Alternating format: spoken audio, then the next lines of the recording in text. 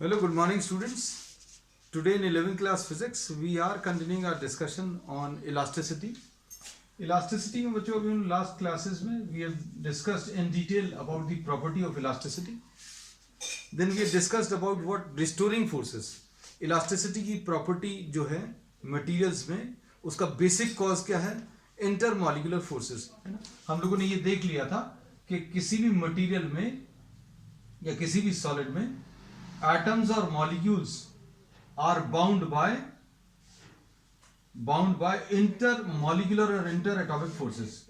ये attractive in nature है and these are in stable equilibrium at a distance r naught. ये किसी एक distance पर stable equilibrium है, ये इसी जगह पर रहना चाहते हैं. अगर आप इसका सेपरेशन चेंज करो, अगर आप इसका सेपरेशन चेंज करेंगे, जैसे सपोज फॉर एग्जांपल अगर आप इन मॉलिक्यूल्स को पास में लाने की कोशिश करोगे तो क्या होगा? There will be a sort of repulsion. तो अभी हम लोगों ने ये जो बोला है बॉन्डिंग इनके बीच की जो है या इनके बीच के जो इंटरमॉलिक्यूलर फोर्सेस हैं वो चेंज हो जाएंगे अगर आप डिस्टेंस को चेंज करोगे. ये आर नॉट जो है this is the distance for stable equilibrium. इस पोजीशन में ये स्टेबल इक्विलिब्रियम में है. अगर आप इनको पास में लेकर आओगे तो इनमें एक रिपल्शन आएगा और इनको अगर आप दूर लेकर जाओगे तो ये पास में आने की कोशिश करेंगे. So if you are increasing the value of r greater than r naught then there will be attraction, और अगर आप इस डिस्टेंस को कम करोगे then there will be a repulsion. So we say that if the distance between the molecules और the atoms becomes greater than r naught, अगर आपने ये डिस्टेंस इस डिस्टेंस से ज्यादा कर दिया तो क्या होगा? एक अट्रैक्शन काम करेगा. और r अगर स्मॉलर देन आर नॉट कर दिया, अगर आपने डिस्टेंस को अगर कम कर दिया तो क्या होगा? There will be what? A repulsion. So this is the cause of what? The property of elasticity. तो अब हम लोगों को यह पता चल गया था कि किसी भी टाइप के मटेरियल में, इलास्टिक मटेरियल में अगर आप डिफॉर्मिंग फोर्सेस लगाएंगे तो उसमें कुछ डिफॉर्मेशन जनरेट होगा. डिफॉर्मिंग फोर्स लगाने पर if you are applying a deforming force तो ऑब्जेक्ट का शेप और साइज चेंज होगा, और शेप और साइज के चेंज को अभी हम लोगों ने क्या बोला है? Deformation. So deforming forces produce what? Deformation. And deformation क्या है? चेंज इन शेप और साइज और बोथ.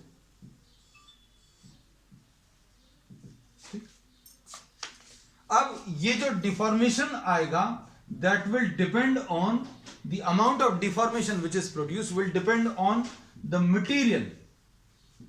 ये किसके ऊपर डिपेंड करेगा बच्चों? मटेरियल के ऊपर डिपेंड करेगा. और दूसरी चीज आप कितना डिफॉर्मिंग फोर्स लगा रहे हैं उसके ऊपर डिपेंड करेगा.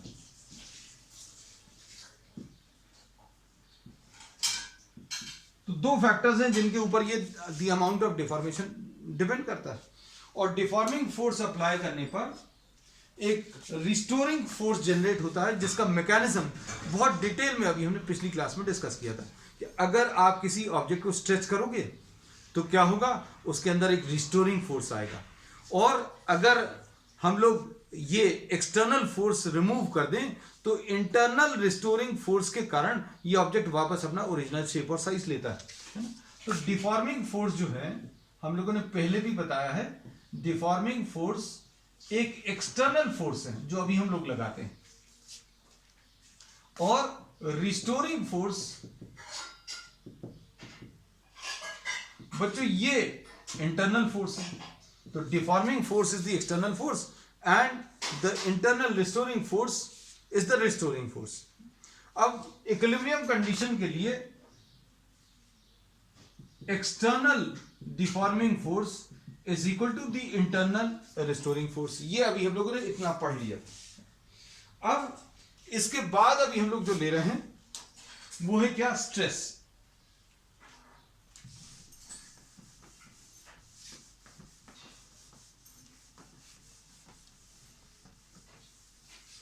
तो स्ट्रेस इन जनरल अगर अभी हम लोग बोलें,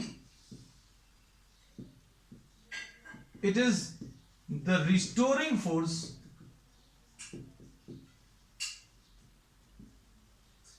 पर यूनिट एरिया. किसी ऑब्जेक्ट के ऊपर अगर आपने डिफॉर्मिंग फोर्स लगाया तो उसके अंदर कितना रिस्टोरिंग फोर्स जनरेट हुआ, that restoring force per unit area is termed as stress.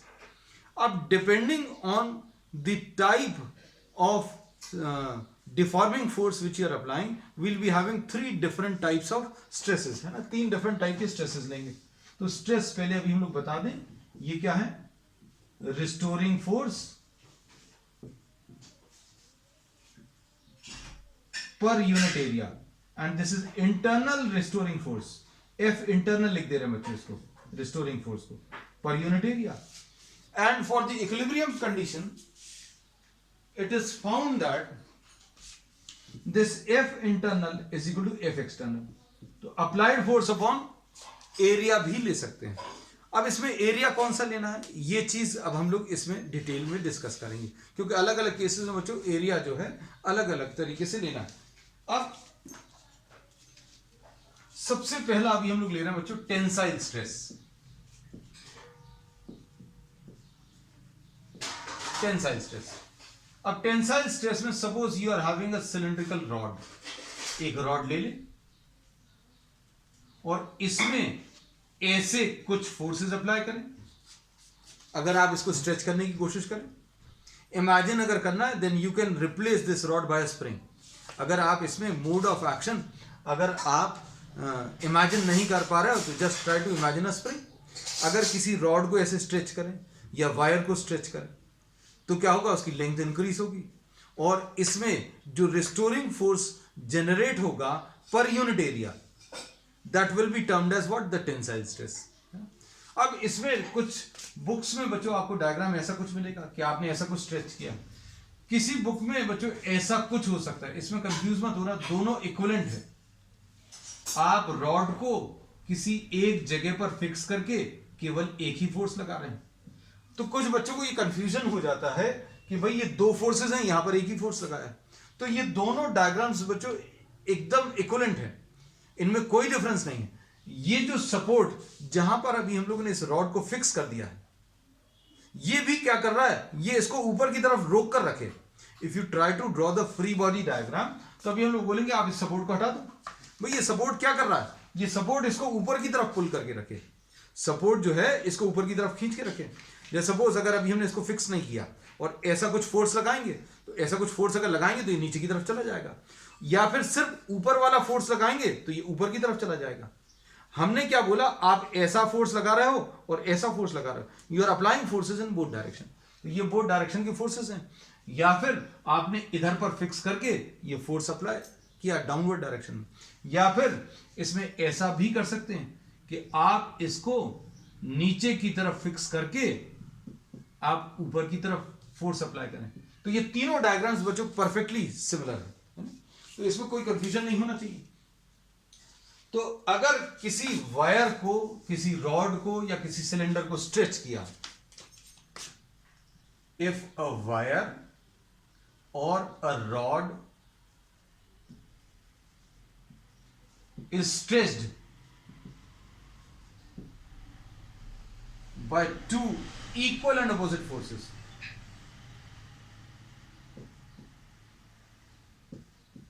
as shown, then the restoring forces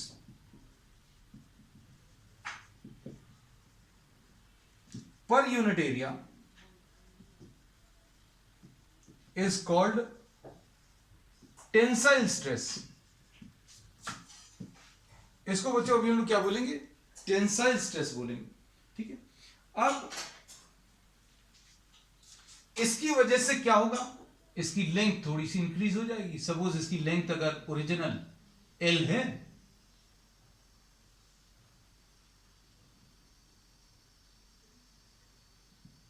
तो क्या होगा, इसकी लेंथ इंक्रीज हो गई. Length increases to what, L plus delta L. तो ये टेंसाइल स्ट्रेस जो है, this is the result of what, this is the result of the forces, 2 equal and opposite forces which are applied on the object. अगर आपने ऐसा कुछ stretch किया तो उसकी वजह से अंदर जो रिस्टोरिंग फोर्सेस जनरेट हुए पर यूनिट एरिया, इसको अभी हम लोग टेंसाइल स्ट्रेस बोलते हैं, है ना। तो टेंसाइल स्ट्रेस क्या आ जाएगी बच्चों?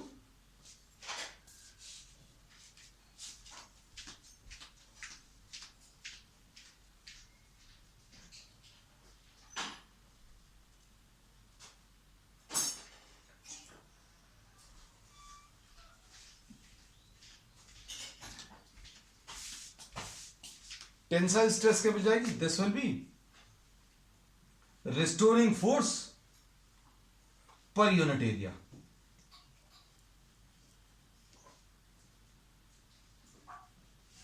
एफ इंटरनल,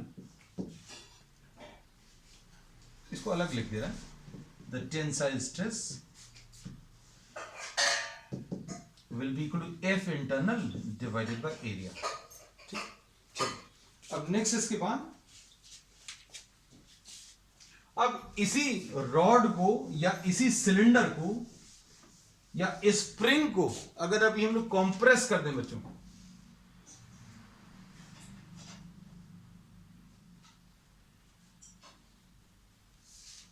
अगर आपने इसको ऐसा कॉम्प्रेस कर दिया by two equal and opposite forces, तो क्या होगा? इसकी लेंथ चेंज होने की टेंडेंसी रहेगी। अगर आप इसमें मोड ऑफ एक्शन इमेजिन नहीं कर पा रहे, जस्ट इमेजिन अ स्प्रिंग, अगर आप ऐसा कुछ फोर्स लगाओगे तो क्या होगा? ऑपोजिट डायरेक्शन में the spring will resist and a force will be generated in opposite direction. So if you are trying to compress the spring, अगर आप ऐसा दबाने की कोशिश करोगे तो स्प्रिंग ऑपोजिट डायरेक्शन में फोर्स अप्लाई करेगी, और जैसे ही आप ये हटाओगे तो क्या होगा? ये जो रिस्टोरिंग फोर्सेस हैं, इंटरनल फोर्सेस, उनके वजह से ये रॉड जो है अपना ओरिजिनल शेप और साइज ले लेगा। अब इसमें अभी हम लोग क्या बोलेंगे? आपने ऐसा कुछ फोर्स लगाया, इसकी वजह से इसकी लेंथ ये L थी, ये कितनी आ गई? L माइनस डेल्टा L, और this can be written as L plus delta L, where delta L in this case is negative. Delta L इसमें कैसा बच्चों? नेगेटिव है, ऐसा भी कह सकते हैं, या L माइनस डेल्टा L ले सकते हो, कैसा भी ले सकते हैं। You can write this in any manner. So if a wire, if the rod or the cylinder, if the cylinder is compressed by two equal and opposite forces, then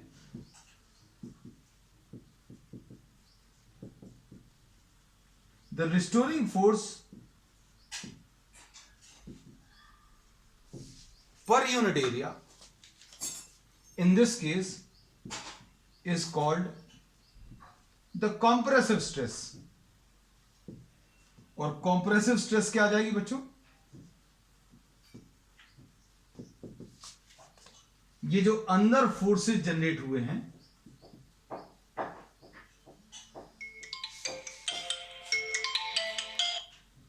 just 1 minute,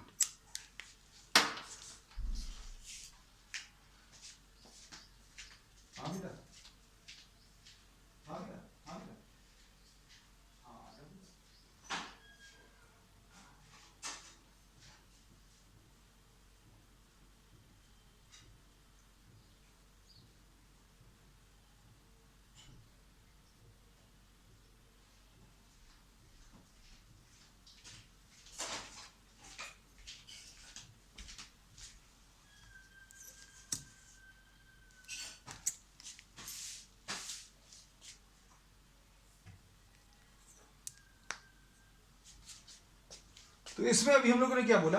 अगर किसी cylinder को अगर आप compress करोगे तो इसमें change in length आएगी, और इसमें जो रिस्टोरिंग फोर्सेस जनरेट होंगे, restoring forces per unit area, these will be termed as what? The compressive stress. और इस कंप्रेसिव स्ट्रेस को हम रिपीट कर रहे हैं बच्चों, there was a network issue,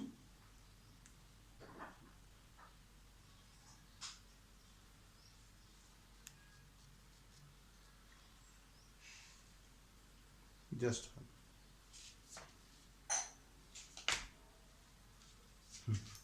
not okay.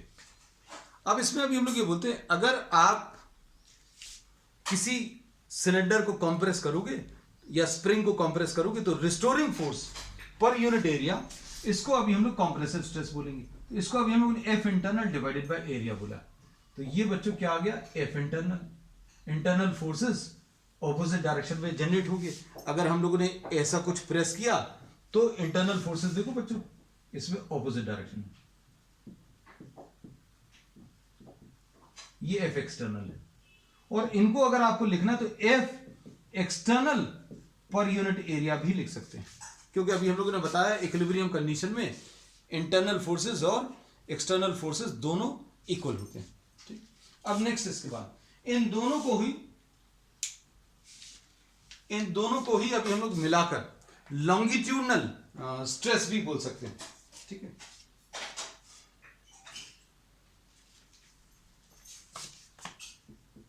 Tensile and compressive stress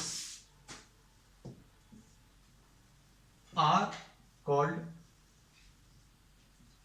longitudinal stress, क्योंकि ये लेंथ को इफेक्ट कर रहे हैं। और इसमें जो फोर्स अभी आप लगाते हैं वो क्रॉस सेक्शनल एरिया के परपेंडिकुलर लगाते हैं। तो बच्चों जिस एरिया पर ये फोर्स लग रहा है उस एरिया की अभी हम लोग बात करते हैं, ये वाला एरिया। यहां पर ये एरिया ए रहेगा, ये वाला एरिया ए, और ये फोर्स जो है बच्चों एरिया के परपेंडिकुलर है। जैसे सपोज इसकी बात अगर करें तो this is the area which you are talking about, क्योंकि ये जो फोर्स लगेगा that will be acting perpendicular to this area. अब इसके बाद इन्हीं से रिलेटेड एक टर्म है स्ट्रेन। स्ट्रेन क्या चीज है बच्चों, it is the deformation.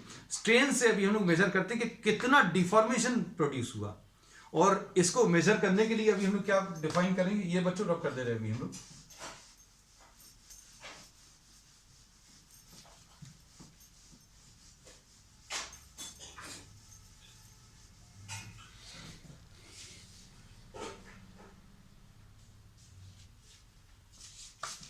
Strain, strain में पहला टाइप अभी हम लोग जो ले रहे हैं वो लॉन्गिट्यूडनल स्ट्रेन।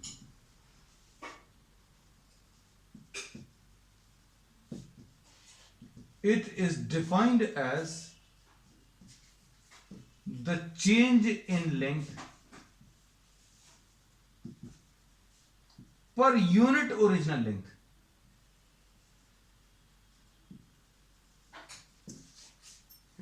जैसे सपोज फॉर एग्जाम्पल अगर आपको लॉन्गिट्यूडनल स्ट्रेन बताना है तो इन दोनों ही केसेस में इसका नाम अभी हम लोग एक कॉमन नाम दे दिया, क्या, लॉन्गिट्यूडनल स्ट्रेन।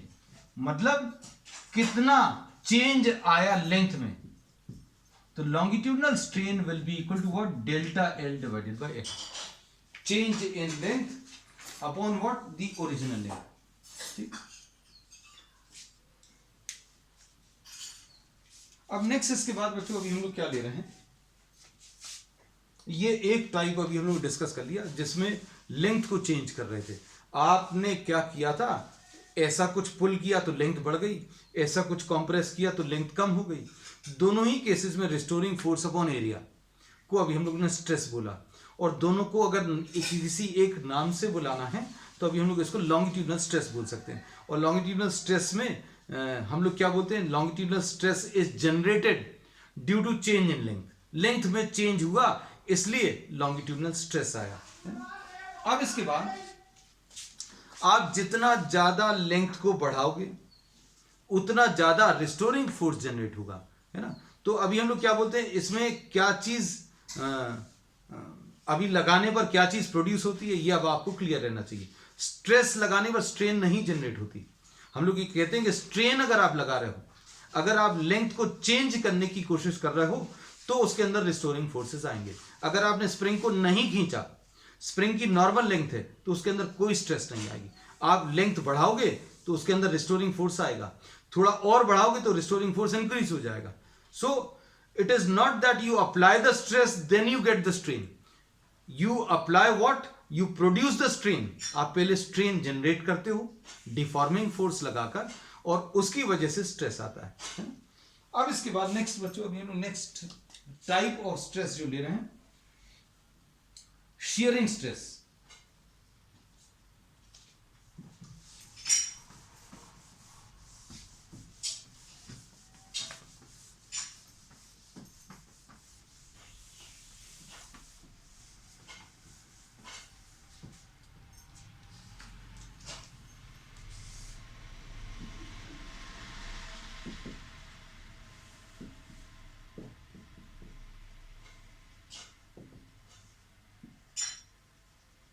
शेयरिंग स्ट्रेस और टेंजेंशियल स्ट्रेस.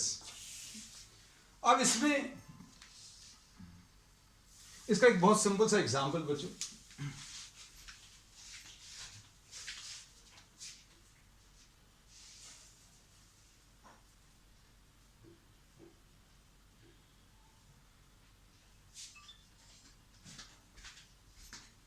इसका एक सिंपल सा एग्जांपल बच्चों अभी हम लोग ये ले सकते हैं.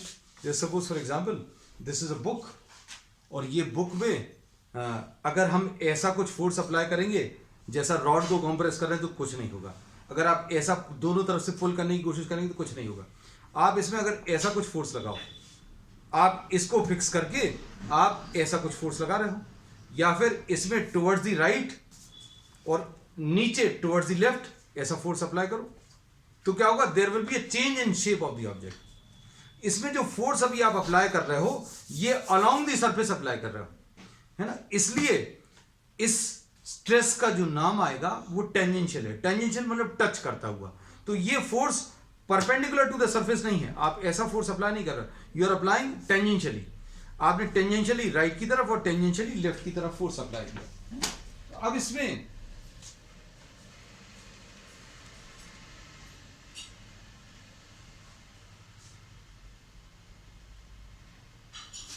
दो तरीके हैं बच्चों. आपने बुक का एग्जाम्पल लिया, अगर आपने ऐसे कुछ फोर्सेस अप्लाई किए ऐसे कुछ, तो क्या होगा,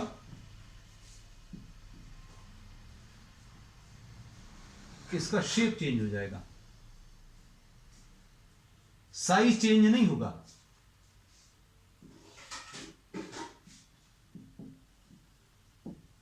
तो ए बी सी डी ये फोर्स बता दें. ABCD is the original shape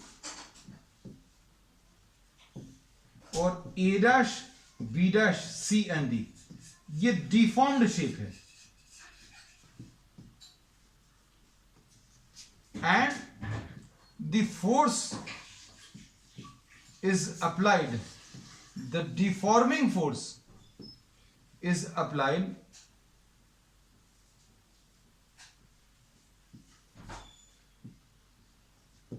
tangential to the surface.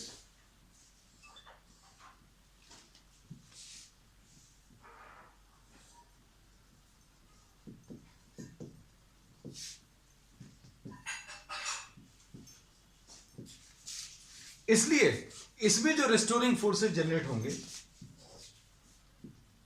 The restoring force generated per unit area in this case is termed as tangential stress. इसको भी हम लोग क्या बोलेंगे बच्चों, टेंजेंशियल स्ट्रेस बोलेंगे. ठीक है. इसमें जो फोर्सेस अप्लाई कर रहे हैं वो कैसे अप्लाई कर रहे हैं, we are applying two equal and opposite forces parallel to the surfaces, ऐसा कह सकते हैं. क्रॉस सेक्शनल जो एरिया है. अब इसका एक एग्जांपल रॉड वाला ही अगर आपको एग्जांपल बनाना है तो ये बच्चों एक सिलेंडर है, और इस सिलेंडर में अभी हम लोगों ने कैसा फोर्स अप्लाई किया, parallel to the cross section. Force जो अप्लाई किया वो कैसा है बच्चों, parallel to the cross section. अब इसकी वजह से क्या होगा, ये ऐसा कुछ चेंज आ जाएगा,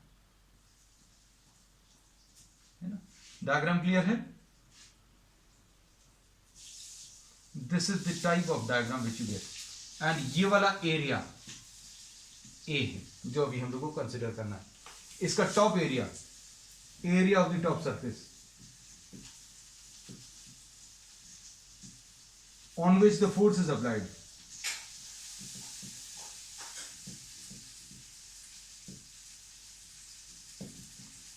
ये ए। अब इसके बाद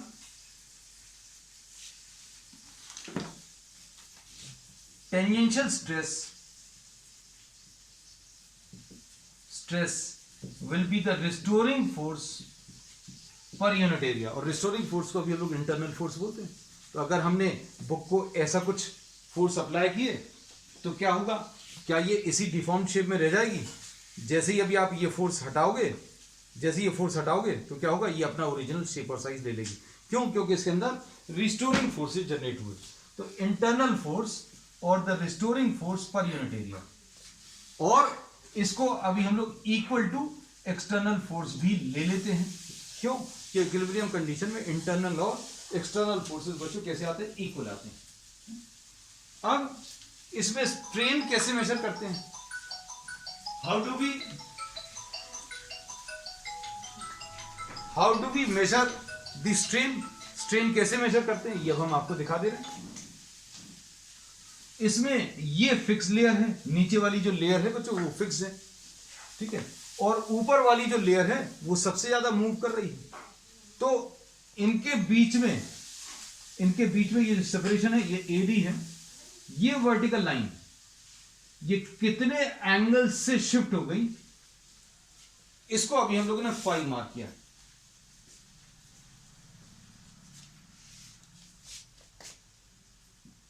ये फिक्स्ड प्लेन है नीचे वाला, और ये वाला बच्चों ये मूवेबल प्लेन है। तो अब नेक्स्ट डेफिनेशन अभी हम लोग ले रहे हैं क्या? shearing strain or the tangential strain। अब shearing strain या tangential strain क्या होता है? It is defined as the angle by which a plane perpendicular to the fixed plane turns। कितने एंगल से ये वाला प्लेन, इसको अभी हम लोग इधर आपको बुक में ही बता दे रहे हैं। देखो बच्चों, ये वाला फिक्स प्लेन है नीचे वाला, और इसके परपेंडिकुलर ये वाला प्लेन कितने एंगल से टर्न होगा देखना। हम लोगों ने बोला पहले ये डायरेक्शन था इसका वर्टिकल, अब ये फोर्स अप्लाई किया तो ये वाला जो प्लेन था ये कितने एंगल से टर्न हो गया। अब इस प्लेन का नाम क्या दिया बच्चों? ये वाला फिक्स प्लेन है, ये वाला चल रहा है, ये आगे की तरफ मूव कर गया है ना। तो ये परपेंडिकुलर प्लेन, फिक्स प्लेन के जो परपेंडिकुलर प्लेन है वो कितना एंगल से टर्न हो गया, इसको अभी हम लोग शेयरिंग स्ट्रेन बोलते हैं, है ना। अब ये शेयरिंग स्ट्रेन देखना बच्चों ध्यान से, कैसे निकालेंगे।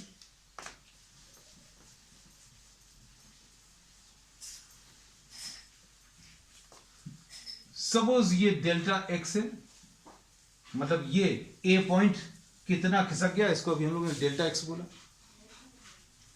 और ये फिक्स प्लेन और ऊपर वाले प्लेन के बीच में जो डिस्टेंस है उसको एल बोल दिया। तो शेयरिंग स्ट्रेन क्या होगा बच्चों? Sharing strain will be equal to phi and this will be equal to tan phi. छोटे एंगल्स के लिए फाई और tan फाई इक्वल होंगे, और ये कितना आ जाएगा? Delta x divided by l. ये delta x divided by l, simple, ठीक है। अब इसके बाद नेक्स्ट है इसमें तीसरा टाइप बच्चों,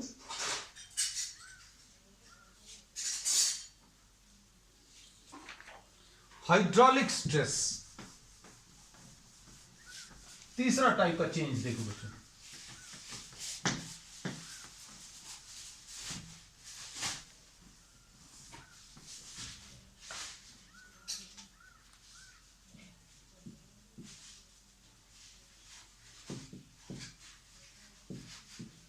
हाइड्रोलिक स्ट्रेस।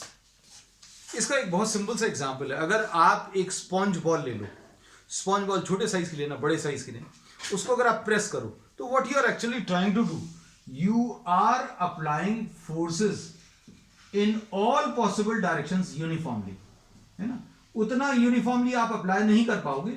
लेकिन अगर आपने किसी स्फेरिकल ऑब्जेक्ट को पानी के अंदर ले लिया, if you are taking a spherical object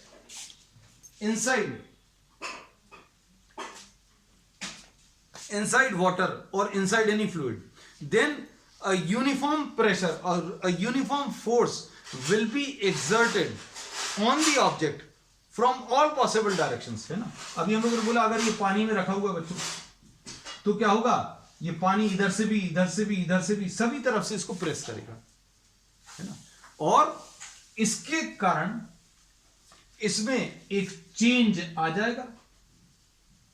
और यहां पर चेंज कैसा आएगा, पहले वाले केस में लेंथ चेंज हुई थी, इस वाले केस में वॉल्यूम चेंज होगा। पहले वाले केस में लेंथ चेंज हुई थी, दूसरे वाले केस में शेप चेंज हुआ था। अब क्या चेंज होगा बच्चों इसमें, अब इसमें वॉल्यूम चेंज होगा, है ना। तो अब इसमें क्या बोलेंगे,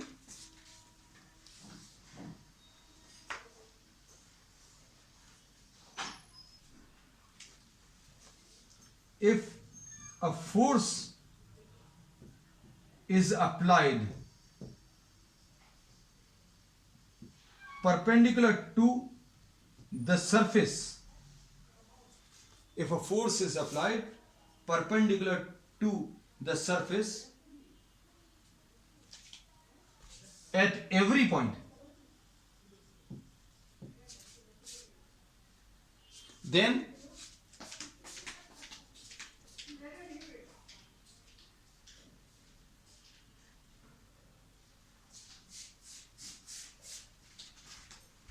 if a force is applied perpendicular to the surface at every point, then the restoring force per unit area is called what? The hydraulic stress.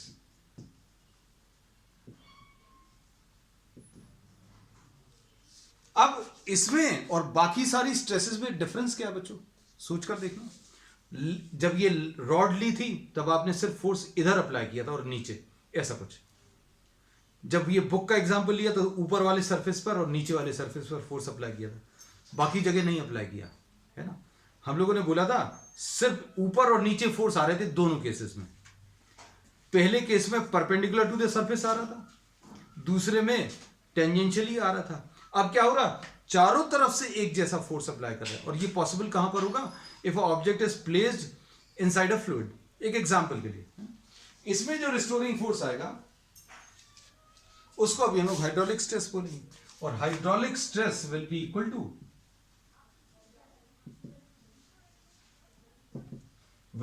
To internal restoring force per unit area. अब इसकी वजह से जो strain आएगी बच्चों,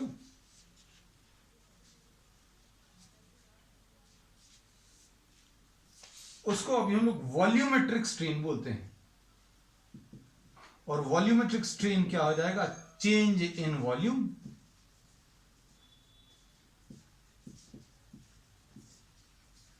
upon original volume, delta V divided by V. Strain change in length upon original length, यहां पर change in volume upon original volume. और ये since these quantities are similar, इनकी यूनिट सेम है, इसलिए अभी हम लोग बोलते हैं कि स्ट्रेन जो है एक डायमेंशनलेस क्वांटिटी है। तो बच्चों आज के लिए इतना ही। हम लोगों ने आज 3 टाइप की स्ट्रेसेस और 3 टाइप की स्ट्रेन्स पढ़ी हैं, और इसके बेसिस पर अभी हम लोग नेक्स्ट टर्न पर 3 टाइप की इलास्टिसिटीज पढ़ने वाले हैं। तो आज के लिए इतना ही। Will continue with the same topic on the next term. That's all for today.